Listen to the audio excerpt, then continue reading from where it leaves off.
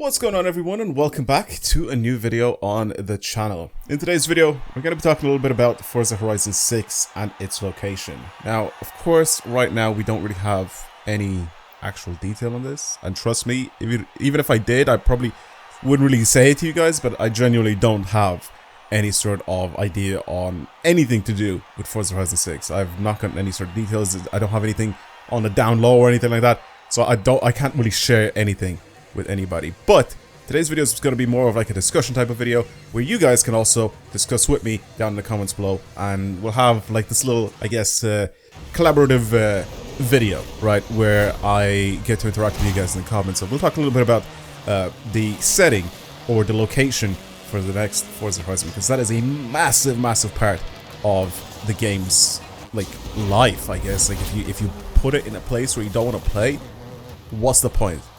Anyway, if you're new to the channel and you enjoy this type of content, then make sure you subscribe, because you're going to see a lot more of it. Of course, if you like Forza Horizon content or any sort of racing game content, then again, keep an eye out on the channel, subscribe if you're new, and yeah, like this video if you also enjoyed it.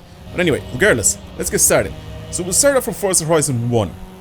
I feel like not a lot of people that are watching my videos right now have played Forza Horizon 1, because I feel like a lot of you guys are young.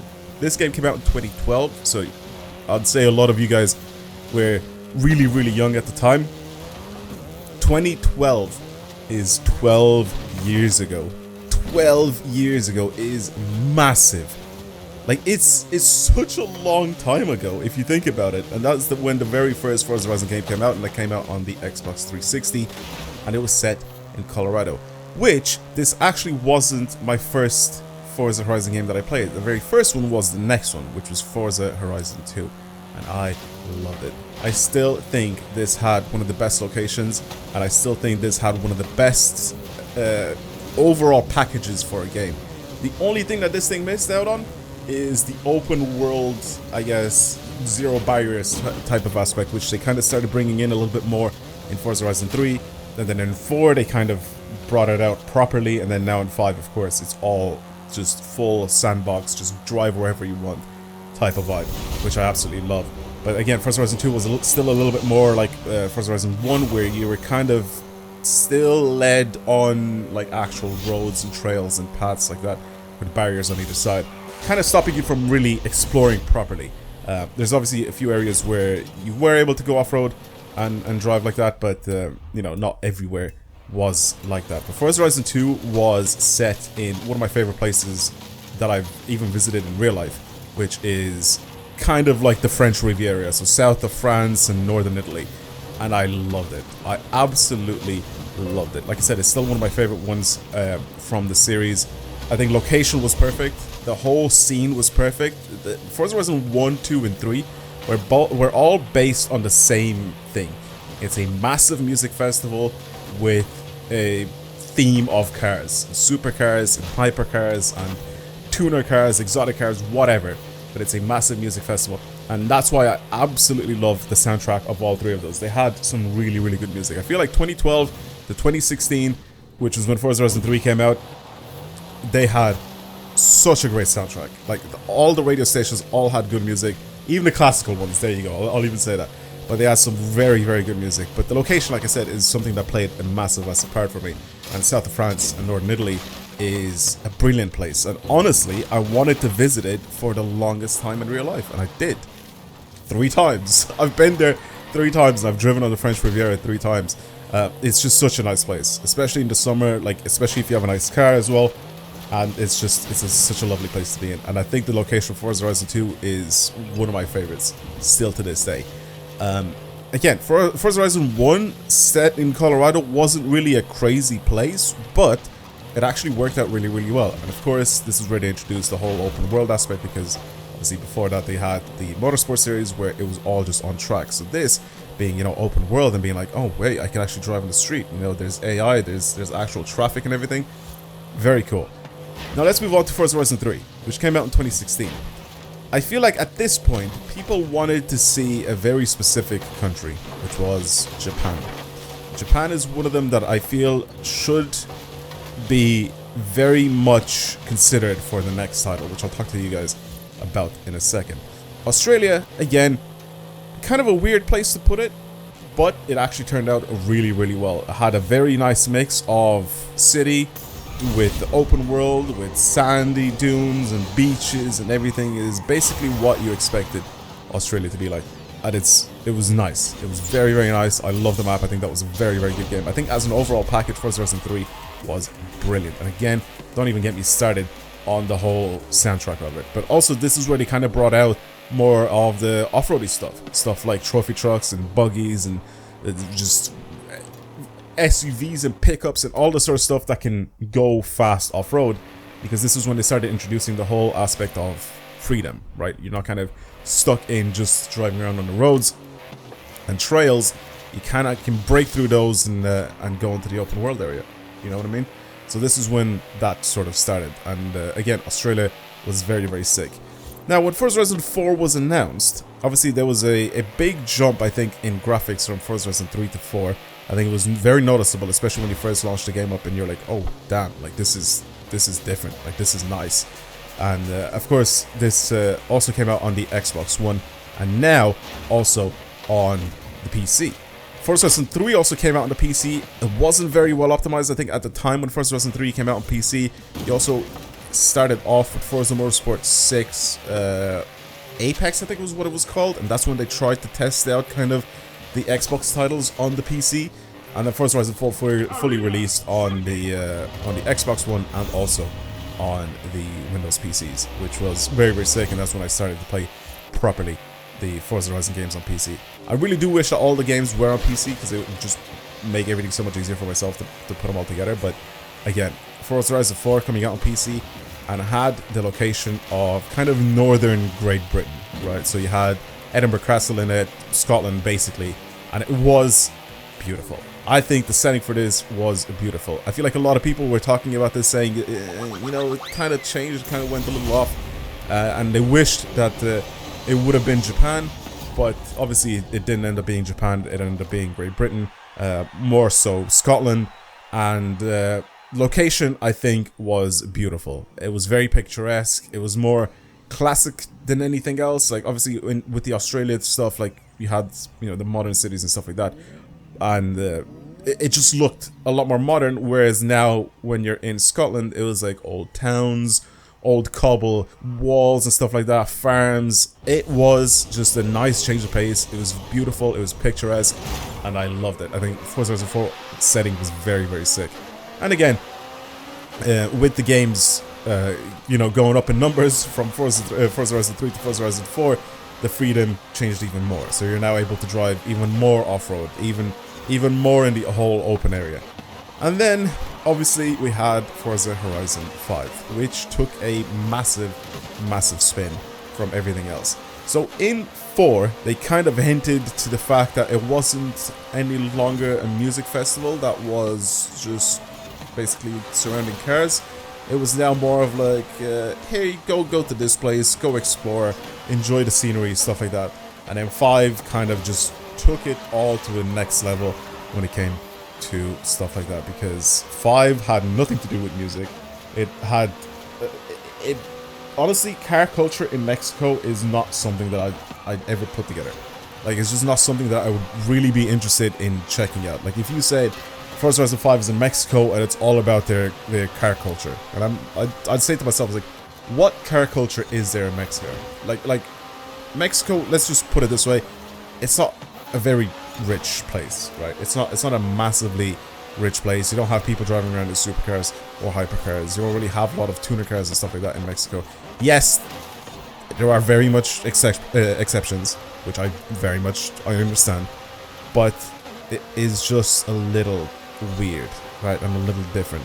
And then with Forza Horizon 5, they kind of focused again a lot more on the setting of the place, like Mexico being the main target for the game. It's basically like here, go and explore this part of Mexico, right?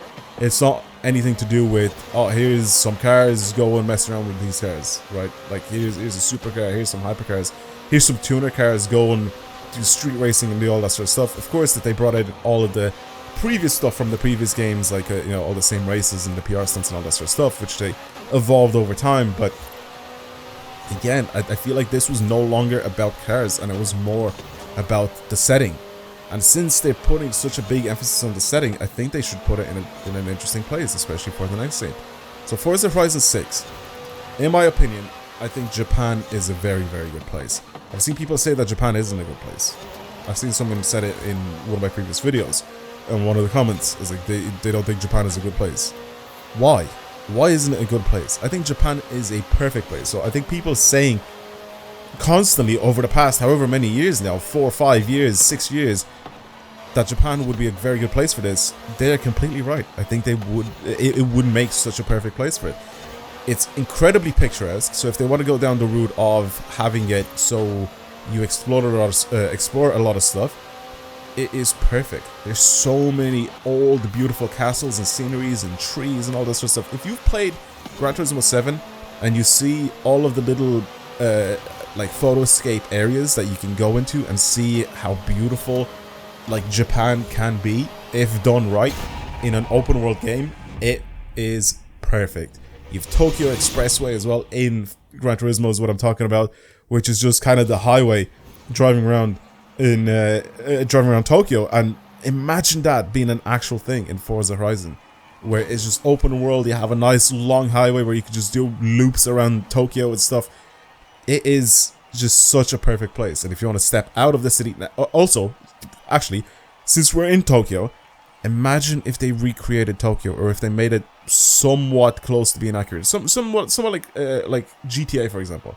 Not every single road, not everything is up to scale and being perfect, but it's there in kind of reimagined, right? So imagine if they just reimagined Tokyo in Forza. You have big skyscrapers and massive buildings, which is something that they haven't really played around with too much in Forza. They don't really have many like big skyscrapers and buildings and stuff like that. They've never really done anything crazy like that in the game. So imagine a packed city like that. How cool that would be. And then you start moving on to the countryside, and you have Mount Fuji there. Maybe you can drive up Mount Fuji, or you have different mountain passes and stuff like that. Even if they decide to not add Mount Fuji in the original game, and they add it in, let's say, like a DLC where it's just surrounding areas of Mount Fuji, how cool would that be? Honestly, I think Japan would be absolutely perfect for it. Now, I've seen some people also mention a few other places. I've seen people say Canada, for example, as a country that they could have set the next Forza Horizon game in. I've also seen someone say the UAE, Dubai. I think Dubai is going to be a terrible place because there's no rotation in weather, so you don't really have a lot of weather changes. You'll go from the dry season to a hot season to a sandstorm season. That's about it. Like, you don't really have much in terms of rotations for that sort of stuff. And the only thing in Dubai that's really crazy is the supercars and hypercars. I mean, for tuner cars, what do you really have? The Nissan Patrols, the Toyota Land Cruisers. Like, what do you really have for tuner cars? You know, that's pretty much what they have there. So it's not like, obviously, you don't have to make it realistic, right? Because in Mexico, for example, you know, they brought in like supercars, hypercars, and concept cars and all that sort of stuff in Mexico. So it's not like they have to make that crazy realistic, but to make it kind of make sense at least a little bit, they could do something like that. I think that would be very, very sick if they included Japan in their thought process. Again, a lot of people really want it. A lot of people really want it, and they wanted it for a long time now. So I honestly do think that this would be the perfect place to set the next Forza Horizon game. Let me know down in the comments below if you have any sort of other ideas where they should set it, because I generally want to know. There's few other places where I think it could be nice, but again, it's still somewhat similar to what they've done before. I was thinking maybe somewhere like surrounding the Alps. You know, you have like maybe stuff like Austria, Switzerland, and stuff like that. But again, that's too central. Like, you don't have like a beach. You don't have any sort of you know. Obviously, the map should really be surrounded by like ocean and stuff like that, right? Because that's kind of how it works. Or you have it surrounded by water. Like, you'll have a beach on one side of the map at the very least. But like, if you have stuff like landlocked countries, then there's no point in setting the location like that. That's why I think Japan would be perfect. Japan is just a massive island, which they could do. I think the location for the cruise game, the Crew Motorfest, was actually very, very good. I think Hawaii is a very good map for it. But I don't know about the execution of the rest of the game, but I think Hawaii was a very good choice. We've seen it before in Test Drive as well, and I think they've done a very good job with it. But again, like, I don't think that they should release Hawaii now in Forza Horizon, since basically a rivaling game has done it already. You know, I feel like it'll just be a little bit weird. So yeah, I think Japan is definitely up there on the cards. But yeah, I don't know. Let me know what you guys think. Let me know what exactly you guys... what location would you guys want this game to be in? Because that's honestly what I'm thinking of. I don't see anywhere else being very... like a very good option. Like, again, Mexico was just so out of the blue. It was just so random for them to just choose Mexico as one of the locations for this, you know, for Forza Horizon 5. But I mean, it kind of worked out, to be honest. I mean, 2 years later, we're all still playing the game. So almost 3 years later, and we're all still playing the game.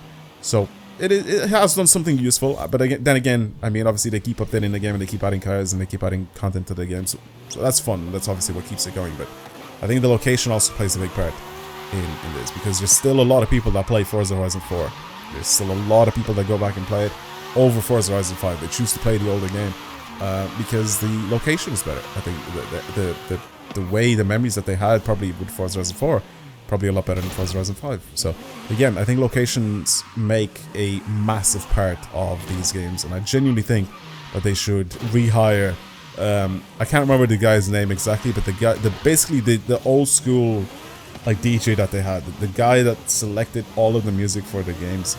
I think they should rehire him back or do something. I don't know what the deal is with that. I've seen an article, or I've seen posts before of the guy that used to make all the music, or not make, but like basically gather all the music for all the Forza Horizon games. I think up until Horizon 3, and then it just started going downhill from there. I think I haven't really listened to the radio stations at all since then, so it's just different. Again, they need to make it a really good next game, because I don't know if we are actually going to see a Forza Horizon 7 in the future. I think the industry is, or we're probably going to get some sort of open world racing game, but I think the Forza Horizon name might end up finishing after the next title, so I'm not 100% sure, but we'll see.